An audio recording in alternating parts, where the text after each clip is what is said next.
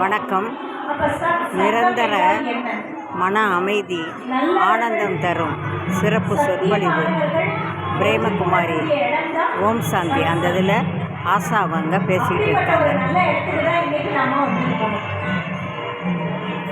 எப்படி சூரியன் சொன்ன உடனே நமக்கு எது நினைவுக்கு வரும்?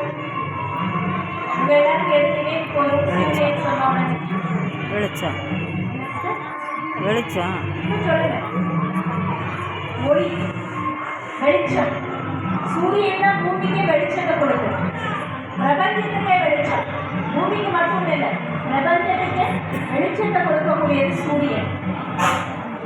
அதே போல ஒரு மனிதனுடைய ஓம் சாந்தி பிரேமகுமாரி அவசியமான ஒன்று என்ன?